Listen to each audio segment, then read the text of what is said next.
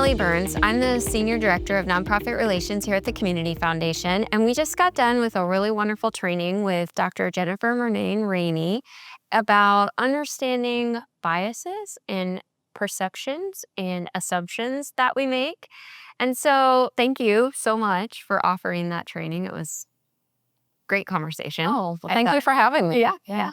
I think people came into this maybe thinking we were going to talk about like, this is what millennials think and this is what Gen Z thinks.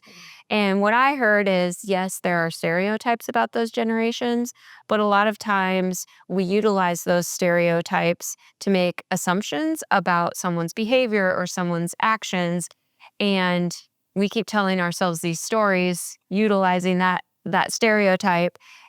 And then we don't ever have a conversation with that person. And that's how problems really Absolutely. Yes. manifest. Yes. Yeah. So you gave us a really great tool, 5 Tough Talks. Yeah. So tell us about that. So 5 Tough Talks is a tool, and it's a framework for getting past those assumptions that we're making. Mm-hmm. Yes, because a lot of times we're interacting with someone, we might go the generational route of, all Gen Xers do this or think this or have these shared values.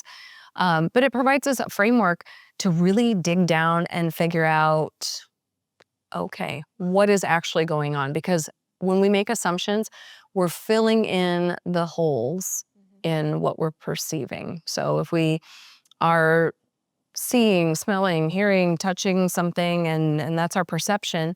But if there's any missing data, that's where those assumptions come in. And by having a tough talks conversation, everything ranging from how we work together, how to be better, how to have an ask with somebody else, that's going to help us open up that conversation, fill the void in those holes that we just made up. And as you said, kind of move on beyond just the stereotypical generational stuff. Yeah.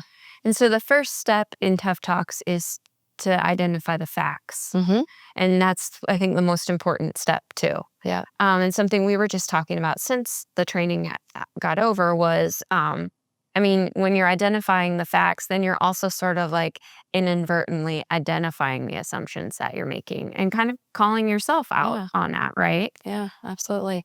And also there's an emotional aspect too of, okay, identify the facts, and then how am I feeling about this? Am I angry?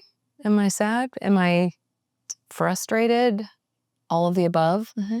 Kind of helping you put your own emotions in check, but by being curious, by saying, okay, what part of this do I own? And there's always something that we own in that aspect. Maybe it's delivery, maybe it's clarity, maybe it's communication method. We never know what's going on with that other person until we have that conversation. Yeah, well, I just want to say thank you so much for being here today. I think the conversation and the takeaways, we had audience members sticking around for after conversation, which is always a good sign. So thank you for being here and sharing your wisdom with us. Thanks for having me. Appreciate it.